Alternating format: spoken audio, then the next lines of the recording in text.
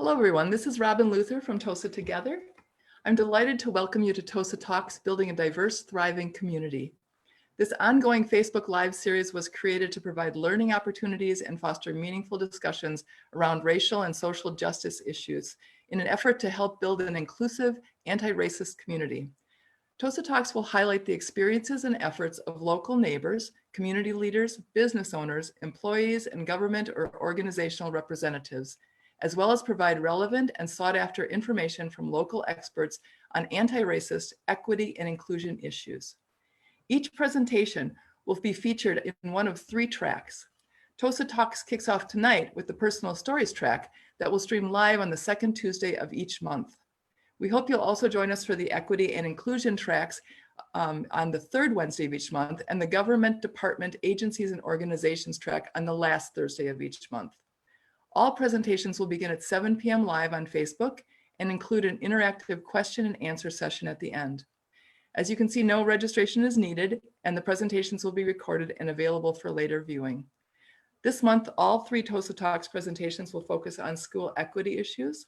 We apologize for our delayed start, but we'll get started now, and it is my pleasure to introduce Personal Stories host Catherine Reeby, who will introduce tonight's presenters.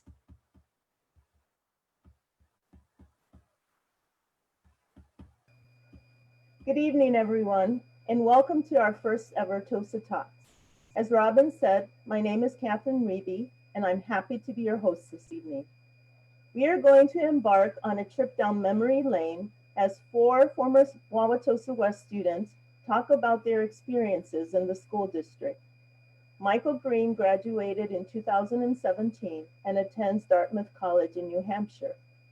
Joshua Reeby graduated in 2018 and attends the University of Wisconsin at Madison. Olivia Keenan graduated last year and attends the University of Virginia in Charlottesville, while Jayla Bates just graduated in June and has already started attending Xavier University in New Orleans. I'd like to welcome these 4 alums to the inaugural presentation of Tosa Talks, Building a Diverse, Thriving Community. This evening, we are featuring personal stories. We are going to start with each member of the panel sharing 1 or 2 personal experiences they had at West as examples of what students of color in the school district may go through. After each of them speaks, I may ask clarifying questions. Feel free to pose your questions in the Facebook chat at any time, as we will leave a chunk of time to address these, as this is an important part of Tosa Talks. We want our audience to have the opportunity to converse with our presenters and to learn from them. After that segment, I will ask a question which each of them will answer, and then we will move to audience questions. We hope to get to as many questions as possible. Once again, I'd like to thank the panel and our audience for honoring Tosa Together with your presence this evening. Thank you. All right, so we're going to start with Michael Green. Hi, everyone. It's really nice to be here. I'm going to start my story with a little bit of background information. I actually entered Wauwatosa and the Tosa School District during the 3rd quarter of my freshman year of high school. I actually had the first 2 quarters of high school at school in Maryland. So as a new kid in town, I kind of faced a little bit of abrasion from within the Tosa School District regarding my course schedule. So I've been in quite a few different upper level classes at my old school, and I figured I would do the same when I transferred to West. And one class where I felt like a lot of kind of pushback was in the math class I was supposed to be in. And so there was kind of a difference in the syllabuses between my old school and Tosa West School. So at my old school, I had learned a unit that was going to be the next unit on schedule at West, whereas at I was kind of technically 1 behind, but it was really just they flipped the 2 units. And when I tried to articulate to the teacher at West, they were like, no, I don't think you belong in this class at all. I think you should take the prior class, even though I had already completed months of coursework at my other school and demonstrated that on my report cards and so on and so forth. So they said that, but I was kind of no, I don't really think that's the right call for me to move back an entire level of math just because of a discrepancy 1 course, or 1 unit. And then actually the next day I get like a call down to the guidance counselor that like I'd been moved out of the class, like without my consent, without like my parents didn't sign off, no one signed off at all.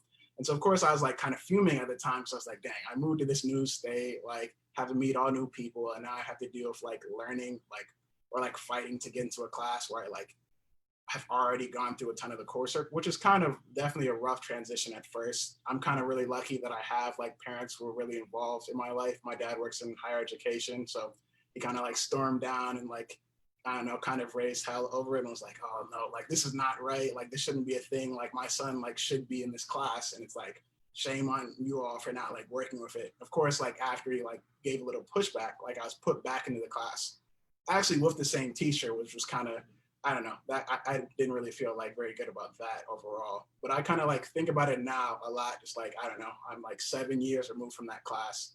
And it's like, I feel like me being in like an upper level math class was something that like really helped my like resume for applying to schools or just like having general background to like do certain things that I was like able to do now.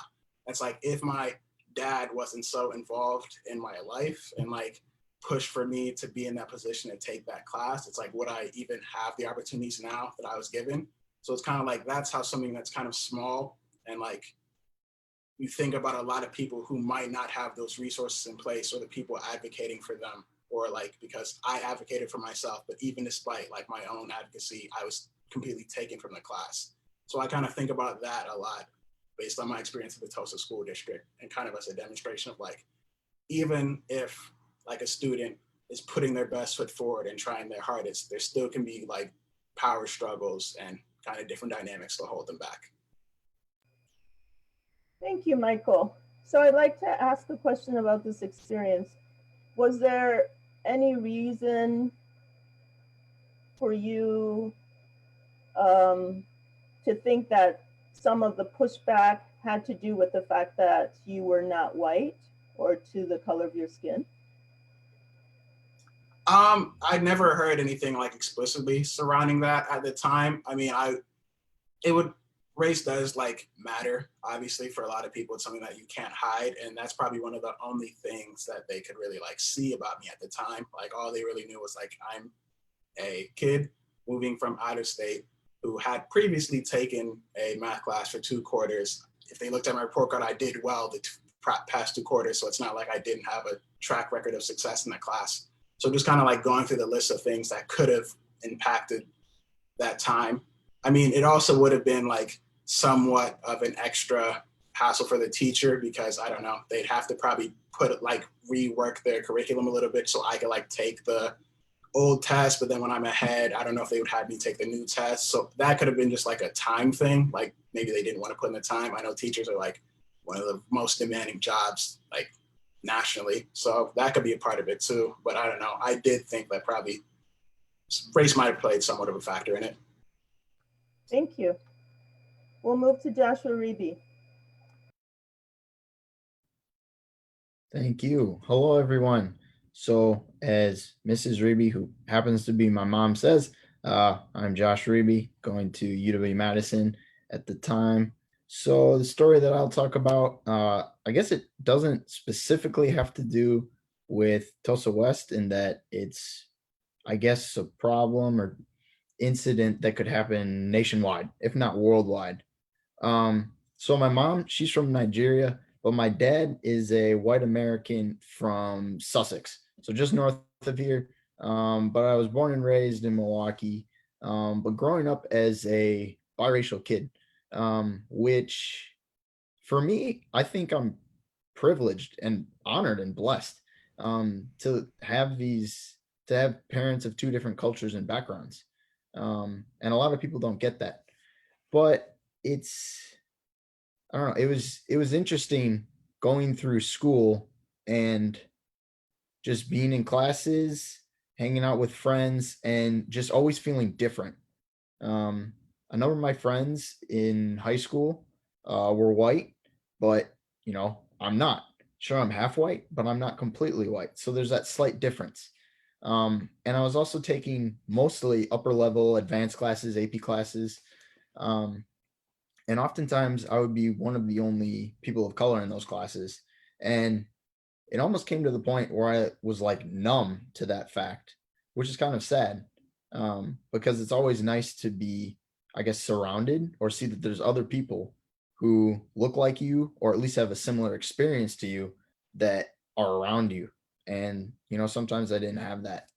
I guess one like really vivid memory I have of like really noticing that I like didn't fit in either like the white or the black side was my gym class sophomore year. Um, I don't know what happened, but we were playing dodgeball, and then for whatever reason, like a bunch of the black guys got to one side and a bunch of the white guys got to the other side, and they're just going back and forth. There wasn't anything like there was no like anger, no hate in there. It just sort of happened. And I kind of sat on the side and I'm like, well, I can't choose between the two, or I shouldn't because I'm both. So that was really like a clear picture to me of, I guess, what it's like to be biracial, and that it's almost like you don't belong in either. And unfortunately, a lot of people don't understand what it may be like for you. What did? Oh. My mom's computer died, so she'll sit next to me.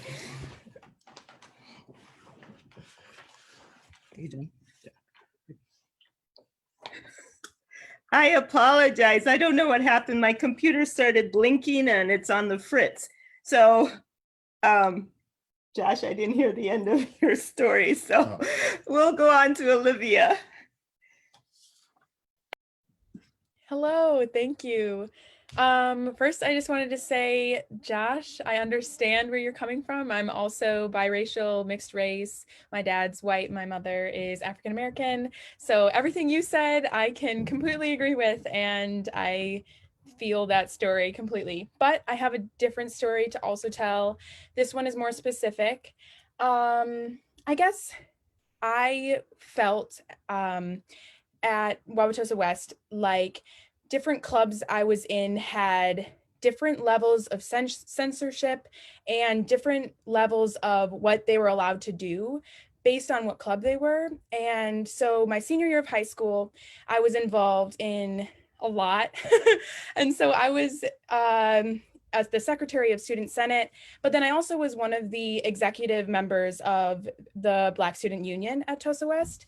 And one thing we would do in Student Senate every Friday is we would just play music in the hallways. And so I would go down every Friday and just walk in, go right to the loudspeaker, put my phone up and play literally whatever music I wanted to. No one stopped me. I would just be like, hello, go in and play the music. So it was hard for me then when for my senior year, the Black History Month Assembly, the Black Student Union had a list of songs, and a particular song actually that we felt really really spoke well with how we were feeling as Black students in America. And there was some censorship from administration that was worried that the song would introduce or incite violence of some sort or anger, and that they didn't want us to play it because they wanted the Black History Month Assembly to be of a more celebratory fashion, while we really wanted it to be celebratory, but also educational. And we wanted other students to understand how it feels to be Black and in America. And anyway, the issue I had with that situation was just that in this Black group of people that I was in, we were getting censored for the music we were playing, while I could clearly show how in a different club, it didn't matter what music I wanted to play because there was no race, that I could identify with Student Senate. So they never had to worry, I guess, about censoring us. So that was something that I struggled with, in not being censored for the clubs that didn't have anything to do with Black history or the Black experience. But with the club like BSU, I felt that sort of, I keep saying censorship, but censorship from the administration. So that's my story. Thank you, Olivia. And let's move on to Jayla. Okay, hi everyone. I'm Jayla. So I kind of have a little bit more, I guess, recent events due to the fact that I just left. So one was I was one of those students that were very close with my teachers. We had always managed to build a relationship that was beyond teacher student. I don't want to say like friend and friend, but where I could go to them with problems that were beyond just education. So we were pretty close. And this was with a lot of teachers. And I had it to where aspects where there were teachers who would actually admit to me that they didn't know how to handle African American students, that they didn't know if they were giving them too much attention, not enough attention.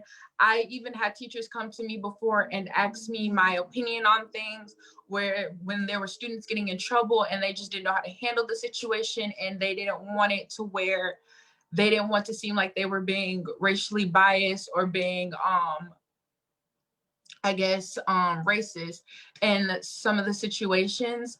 So it was weird being that African American student where these teachers were literally coming up to me and telling me they didn't know how to handle people that looked like me and yet were able to be so comfortable telling me these things as an African American student that they're saying that they can't handle. There was another incident where I was actually, which relates to the teacher one, where I was on the student equity team, which basically monitored student behavior, how the school was handling the behavior, and how they were handling racial racial aspects of it as well. And there was an incident where a student on social media had said the hard N word, and the faculty was brought this information by a bunch of students, and in the beginning the students were just told they can't do anything because the students were told by administration basically they can't do anything because it wasn't on school grounds, it was over the internet. So then the students who I was in a mix of groups where it was white students and African American students who came up to me and they're like, they're not listening to us, but we know that they'll listen to you. And a bunch of us went back to administration while also reading the code of conduct where it states and where teachers have stated as well as administration that if it happens online and it's a repeated thing and no matter the concept of it and it's brought to us that we'll figure out something that we can do, that they'll handle it. So we went back to them and a bunch of students also as well went to their parents and explained to their parents that they were upset that the school wasn't doing anything, and a bunch of parents called in and complained as well. So a lot of us were really upset and riled up because it took multiple approaches to the school district as well as approaches from our parents to finally get something done. The student was pulled out of class and only was forced to apologize to the group of students who complained, which while this was also being taking place during our Black History Month assembly, which also upset even more students. And they felt like he should have been in some type of trouble. He should have been pulled from some of his activities or even been told that he had to participate in our Black History Month assembly to show that he's sorry or that there was some kind of forgiveness. But the most that we ever got in the end was an apology. And I think he did an apology on his social media in the end of it all. Thank you, Jayla, for sharing. So thank you to the four of you for sharing some of these experiences. I know that there are a lot more that have occurred to you and that you are also aware of. And I'm sure that maybe some people will want to talk to you about some stories later on. I did want to ask, what was the role of the Black Student Union for each of you during your time at West? Did you go? Was it helpful to you? Did you think it was an enriching experience? Was it encouraging? Things like that. And I will start with Jayla this time. I definitely say from my transition from Whitman, from elementary school being the only fully African American kid in my class to then going to Whitman, to being around people who looked like me, and then getting to high school to where there was an entire group of people that looked like me and supported me through whatever and was always there, that had older students that looked like me. I remember when I was a freshman, Michael was there, Olivia was there. And it was just nice to like see like, wow, like this is like all this Black excellence around me. All these people are willing to help me succeed and to be better and to do better and essentially get me to where I am now. Especially to see like their push when they were pushing for, I know a lot of the kids, all 4 years from freshman to senior, pushing for a Black literacy class, to now that we're alumni and that class is there. Thank you. Yes, the Black Studies class, and now we have a Black Literature class. Okay. Olivia, what do you think? Yeah, I probably would just reiterate some of what Jayla said. It was a wonderful opportunity, especially as a freshman and a sophomore, to see Black excellence within the older students and other students at Tosa West. Unfortunately, Black excellence isn't shown enough, I think, at Tosa West. I mean, I can say this for when I was there a year ago. I don't know how much has changed since, but as Josh kind of hinted before, oftentimes I found myself as one of the only students of color in my classes. And so getting together with a group of amazing Black individuals was really helpful for me to always be seeing this Black excellence and reminding myself that it exists, and that, yeah, and those sort of things. And also, sorry, it was a great way to find opportunities with such as Jayla and I both did slam poetry, and that was something that we found kind of through Black History Month. I mean, sorry, the Black Student Union. Thank you. And I know you had a dynamic teacher advisor for many years, Rebecca Kirchman. So shout out to Mrs. Kirchman. All right, Joshua, could you share with us? Sure. So I actually didn't join BSU until my senior year, which honestly was probably one of the biggest regrets I ever had from high school. I guess coming into high school, I wasn't really interested. And it took until my junior year when I did APSE, American Public Policy Special Emphasis, with the best teacher ever, Chad Metesky. And I was in Unit 3, which talked a lot about the Civil War, Civil Rights era, all these amendments and legislation that really has to do with how is America, its government, its history, how does that relate to what was said in the Declaration of Independence, that all men are created equal. So there we were doing a whole lot of research, and I was just learning things that I never knew before or never thought about, because honestly, curriculums for K-12 aren't that great when it comes to teaching real American history. So then I'm learning all these things about what people of color have gone through for centuries in this country. I was like, wow, that's powerful.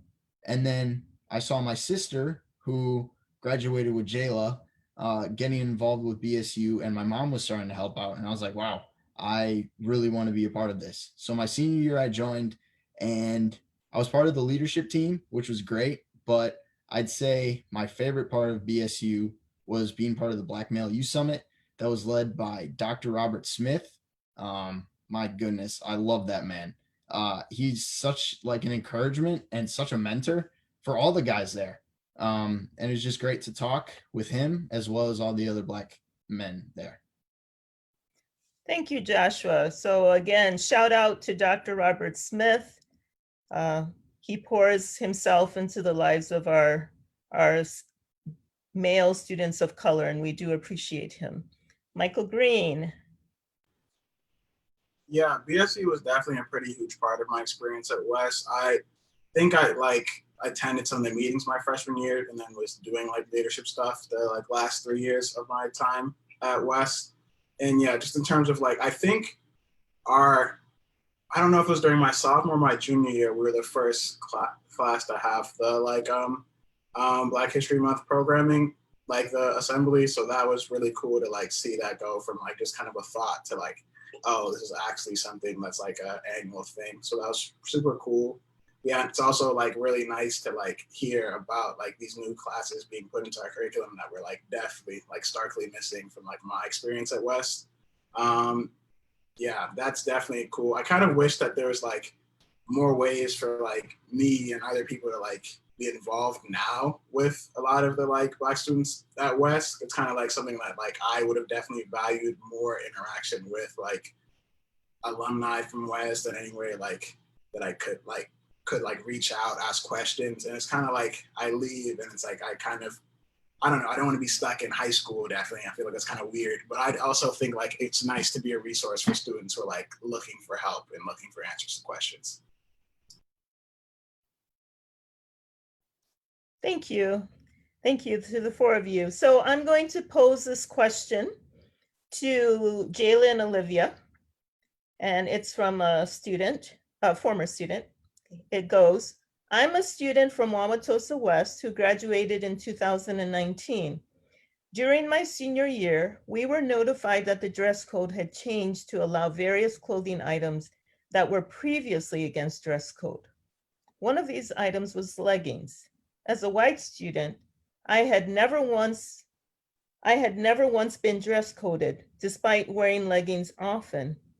A Black student mentioned that they had been dress coded often for wearing leggings. Are there any other examples you have of differential treatment?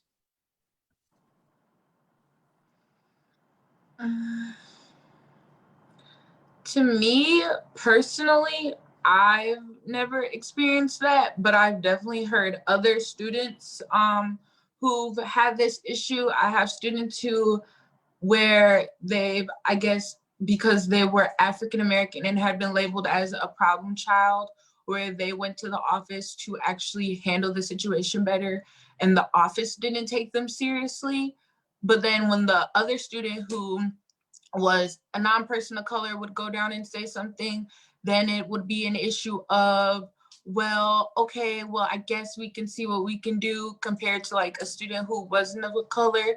There's definitely have been times where I know that my friends personally have even still have been said stuff, even though the dress code has changed. I know people who were still getting dress coded or told that they needed to go home and change, or that what they had on was a little too revealing, or they were told that they needed to put on something that was less constricting. And to me, it was always dumb, because I'm like, you can't control how someone's body is built or from the features that they have to tell them that they can't wear something because of their size or how they're built.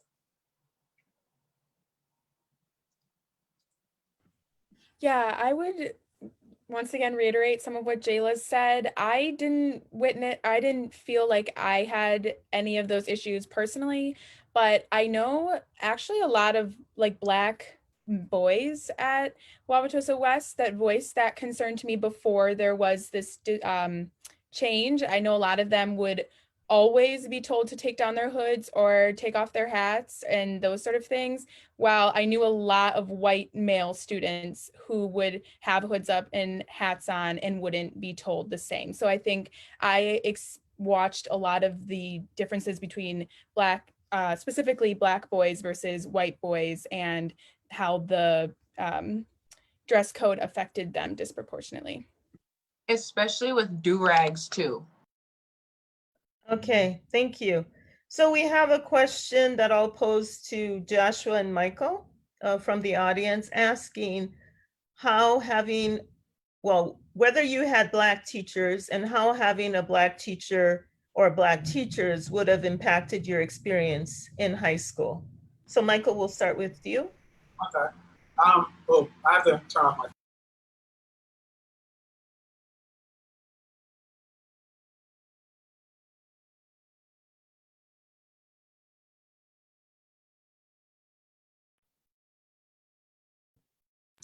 Sorry about the delay there.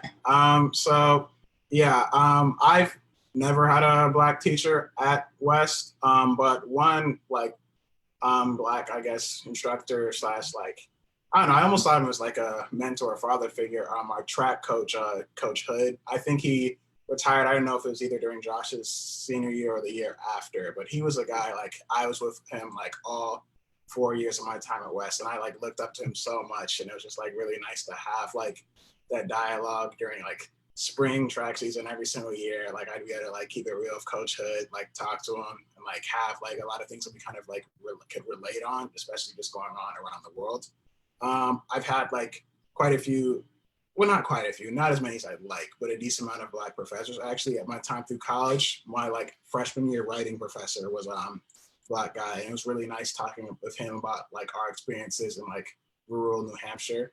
And I feel like if I had that type of experience in an area which is kind of like as divisive as like Milwaukee, Wisconsin, it would have been really nice to like have, and I especially now during these times and like the really wild time for like high school, like public school students going on now. I couldn't even imagine like going through that with the teacher like groups we had at West at the time. Okay. Joshua? Yeah, to go off Michael, I was also in track, and Coach Hood, oh my, he was great to have him. I was a hurdler, so I didn't do like everything with him, but he would bounce around, and sometimes I would run for him.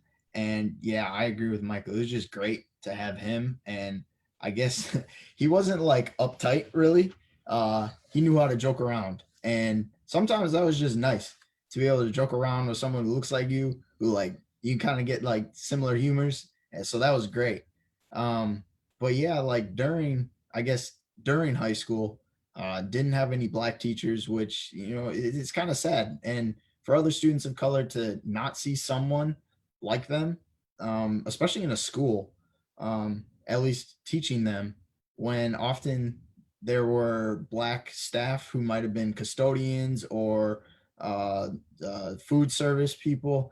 It's kind of hard for them, just because they don't see someone, I guess, in this like position of authority, who they can like look up to, especially if they dream on going to college. But my senior year, I talked a lot with Dr. Liston. She was really great. She helped me with my AP research project, and it was really sad to see her go. And I know for a lot of students of color, because she was really advocating for us and for change in our high school. Thank you, Josh. So shout out to Coach Hood and shout out to Dr. Monique Liston. So we have a question here. It says, I teach at a high school outside the district where our students of color report microaggressions from white students. Any suggestions for shutting those down and creating the best school culture possible? And maybe I would start first with, do you think that the white students at West or in the Tosa School District exhibit a lot of microaggressions? And then her question, suggestions for shutting those down and creating the best school culture possible. Olivia, we'll start with you. Oh goodness, this is a big question.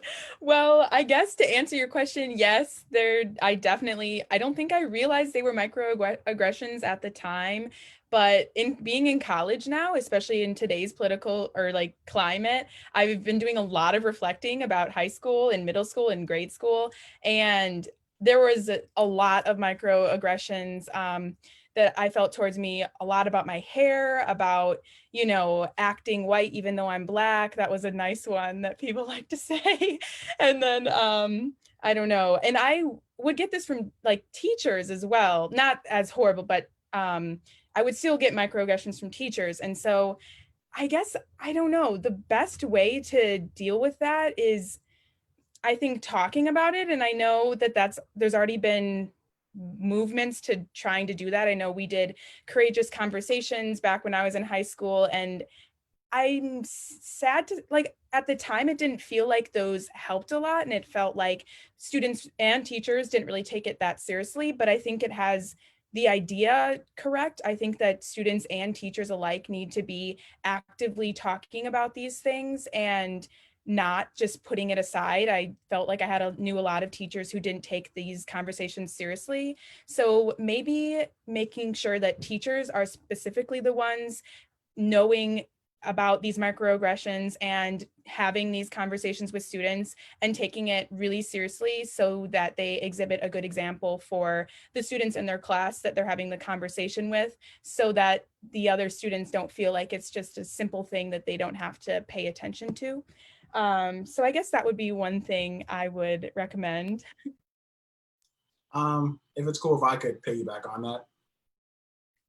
So I want to like expand this almost a little bit broader than just a school setting, because it's kind of like if you only think of microaggressions in a setting of school, that might make students think that it's like acceptable outside of school. And that's kind of something that like wherever I've been, like school, like practices, just like walking around, sitting down places, you kind of witness microaggressions in that sense. So instead of just being it as like a thing like, oh, like we can just dress in the classroom and make it kind of like another chore, I think it'll be kind of something that could just be expanded more to like, I don't know if like a household model, but just like moving it out as like just a broader conversation of something that kind of like universally needs to be accepted as like, we don't really like condone this type of things and this type of mentality of bias. That's kind of like my solution and twist on it. Cause yeah, I feel like if it just becomes a school thing, then it's going to become like another like chore. It's like, oh, I have like this English class, and oh, I have microaggression class. Like you want it to be like kind of bigger than that.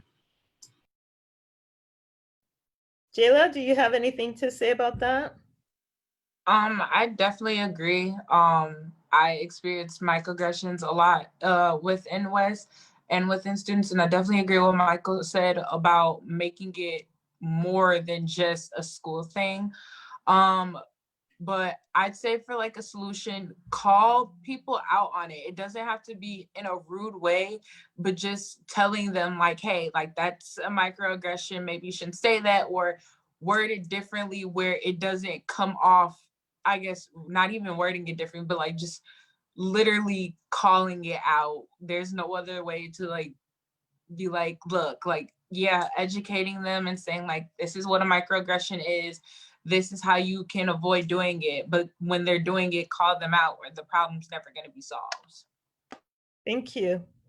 So we have a question. Another question, it reads, did you feel encouraged by counselors and teachers to strive toward college and professional careers? And I'll start with Josh for this one. For me, I definitely did feel like I was encouraged to strive towards college or professional careers. My parents, especially my mom, were really involved. So my mom was like talking to Mr. Hoffman and anyone who was in the career center. So I guess it really helped for me to have like my mom there and like really pushing and nudging the guidance counselors. And I think after that, and really as they saw like the kind of student I was, what I wanted to pursue, then they couldn't tell me, no, don't do that. Because, you know, I was set on what I wanted to do, and I could prove that I could accomplish what I wanted to.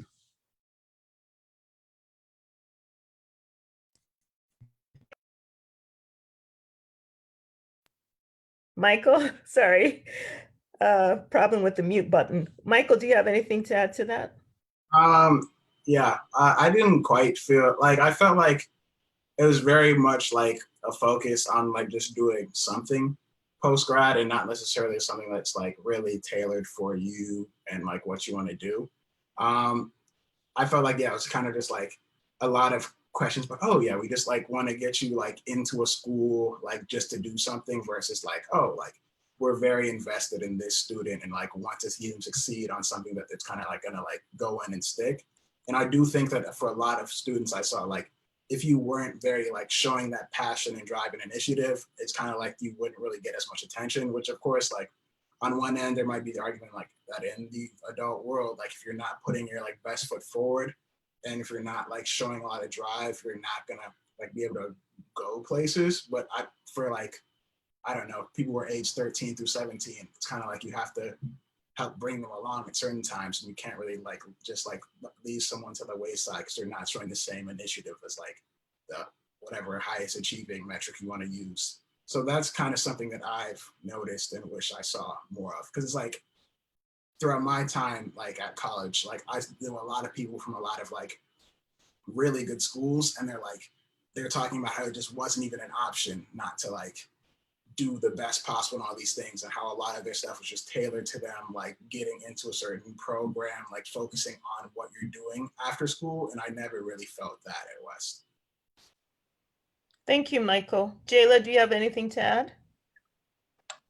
I definitely agree. I don't feel like the counselors really try to push you. They will like say to you like, oh, like what are you planning on doing after college? If you're going to college, you got to get your letters in. They didn't really like push you to do it. The teachers I work close with, even the student advisors like Mr. Smith, Mr. Gordon, I had a lot of outside help from from advisors who worked at the school. Even some of my AP bio teacher when I was what's the word? When I was like helping out in his classroom, when I was just in there during my free time, he was definitely like one of the people like, okay, what do you need help with? I can write you a recommendation letter, but make sure you're doing this, make sure you're doing this, make sure you're doing this. I don't feel like the counselors were as on me to make sure that I was doing everything I needed to do and getting my stuff in as a timely manner as he was. Thank you. Olivia, do you have anything to add? Yeah, I probably am going to say almost the same thing as everyone else, and just that I felt like I had a lot of support from teachers and counselors, but because I was like dead set on going to college and I was a hardworking student and I didn't really necessarily need that push. I was kind of going to get there whether they were going to help me get there or not. And so therefore they were a support system for me. So I guess I didn't experience like a lack of support from teachers, but I wouldn't be surprised, and counselors, but I wouldn't be surprised if there were students who feel a lack of support because they didn't actively search for that help and therefore they didn't get any. So because I was going into the Career Center and I was constantly talking to teachers and counselors, I felt that support because I pursued it. But I wonder if there could be more initiatives to reach out to students who don't necessarily know where to start or have that initial drive, or like parents who are also pushing them, that sort of thing. Thank you. So very briefly, I'd like each of you to tell the audience one thing or two things that you wish your fellow white students at West knew. This is a question from someone else. So Michael, we'll start with you. We'll make our way down.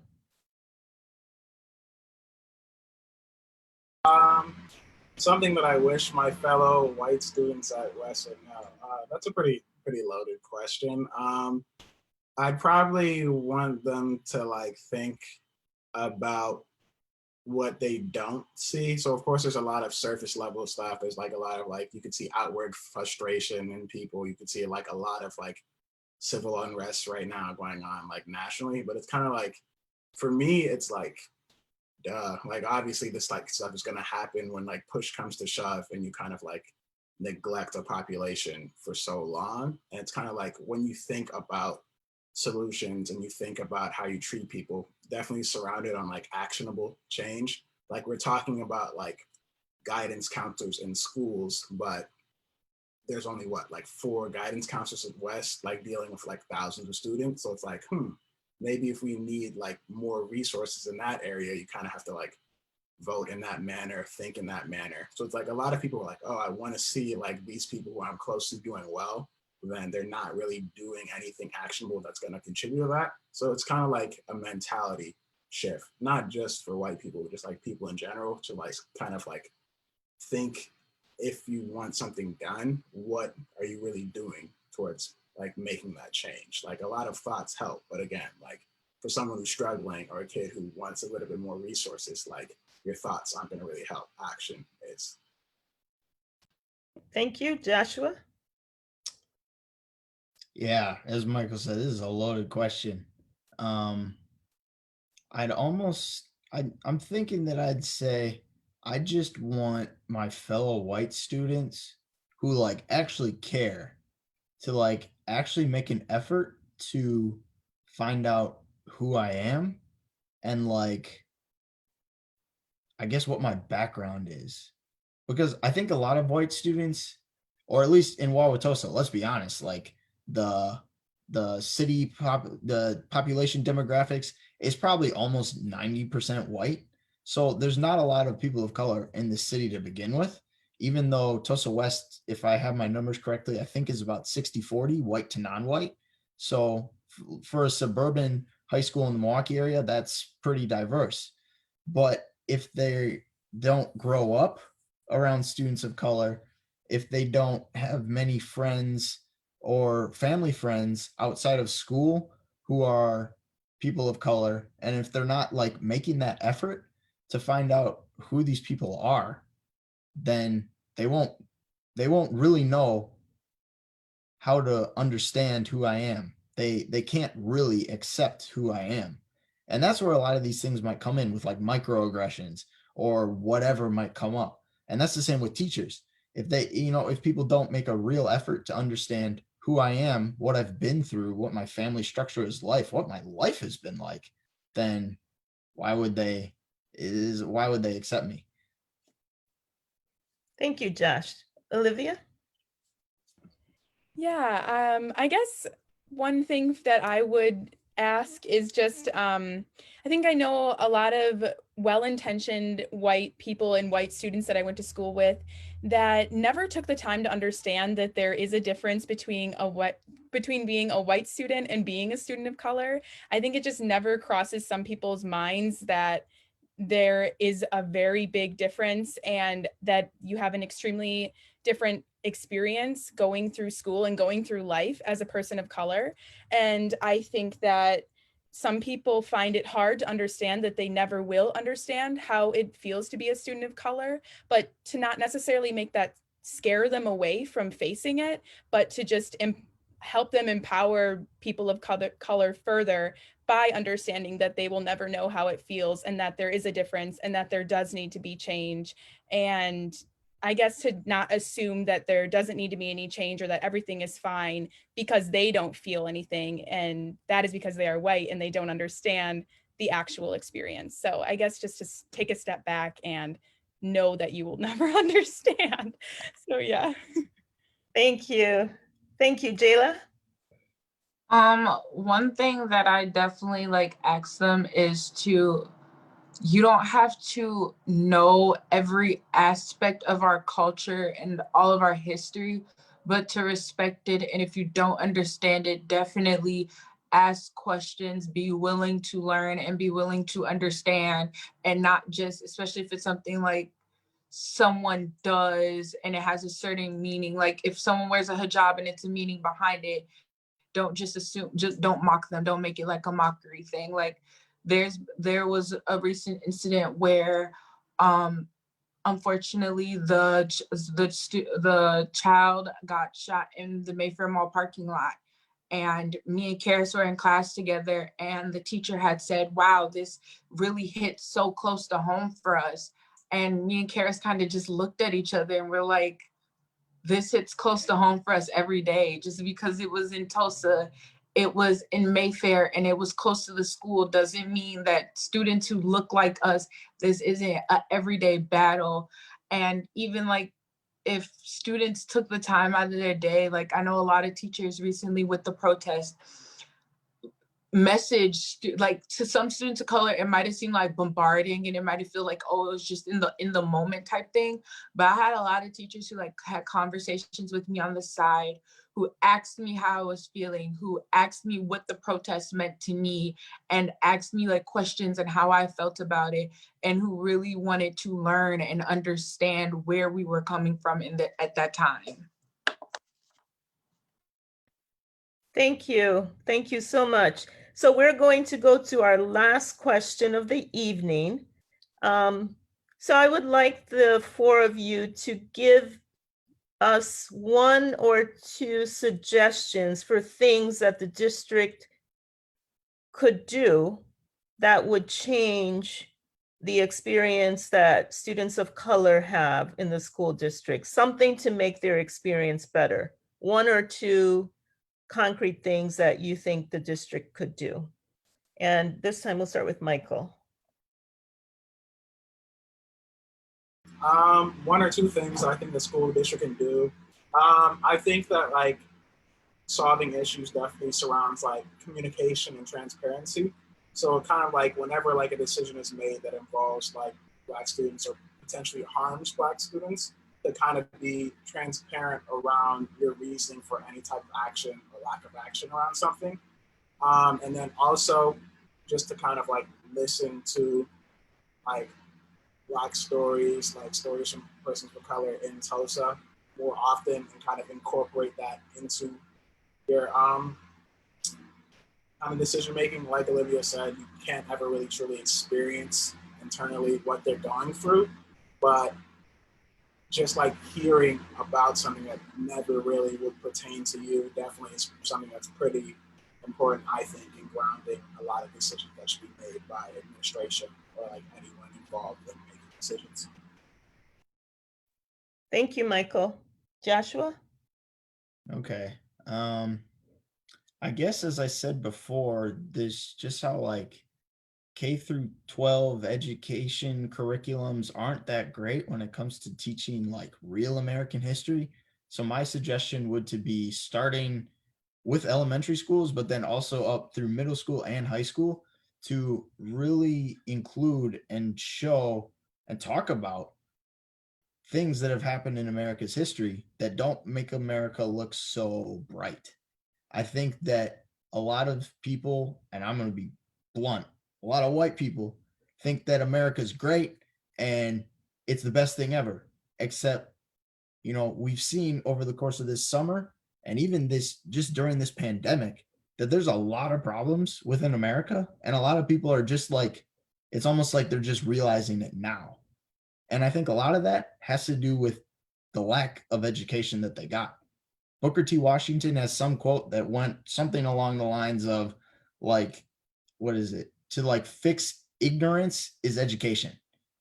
So like whether that ignorance is willful or accidental, education is the way to fix it. So if we start in the elementary schools by teaching these kids, well, yeah, like things that happen in America's history, sure, maybe we're not going to tell them all the atrocities just because of how young they are, but just showing them things that show the positivity of people of color and how much they've helped this country grow, I think that would be great. And then when it comes to like middle school and high school, then we can get into more of these atrocities that have happened that oftentimes isn't touched in history lessons. Thank you, Josh. Olivia? Yeah, I think I'm gonna just loop back to a few of the stories that I told. The original story I told about how I felt like I was treated differently between the BSU club and student senate, and also with the example I gave with the dress code between specifically Black male students and white male students. I think just, and I feel like this will be changed for the better because of the Black woman principal that's coming in soon. I'm hoping that that will see some positive change in treating students equally. I know that's a broad thing to ask for, but it still is something that I think administration and students and teachers struggle with in treating every student not necessarily equally, because we can't like be like, we don't see color, but to just make sure that we're holding everyone to the same standards, and that we are, you know, we're not censoring people, we're censoring people in the same way, and we're not trying to censor or stop people from doing things based upon their race.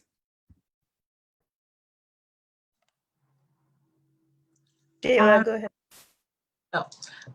I agree with pretty much everybody said, especially with what Olivia said, with hopefully with the school having an African-American principal. I know that when Mr. Garrison was there, a lot of the students felt really connected and having someone who looked like them, like Josh said, in an authoritative position where it wasn't just someone who was a student advisor who made sure we were in class, or someone who just handed us our food, but somebody who was ahead of all of these people coming in to make sure that we were going to class. Like, I know so many students were talking about how like they were so upset when he left because they felt like someone actually cared about them and cared about making sure that they went far in life. So hopefully Principal Grice can do the same for the current West students, while also like with implementing more classes, not just with, I would say, Black history or Black literature, but with all minority history, to make all the students feel like they're included. Well, all minorities feel like they're included, they're cared about, and that there's someone there to look over them and to make sure that they're trying to be the best that they can be. Thank you. I'd like to thank the four of you for coming today and being so courageous. Thank you, Michael. Thank you, Joshua. Thank you, Olivia. Thank you, Jayla, for sharing your stories and experiences with us tonight. And I want to thank our Facebook Live audience for your time, as well as your comments and engaging questions. For those of you whose questions we did not get to, I do apologize, but in the interest of time, we have to wrap up right now. So please plan on joining us for Tosa Talks next Wednesday, August 19th, and that will be our equity and inclusion track, where we will feature Lynetta Davis, who is an educational strategist for Ubuntu Research. That's where Dr. Lisson works, speaking on racial equity in the school system and classrooms. She will focus on implicit bias, deficit thinking, and exclusionary discipline, as well as the use of proactive restorative justice in the classroom and within a school district. So we hope that all of you can attend.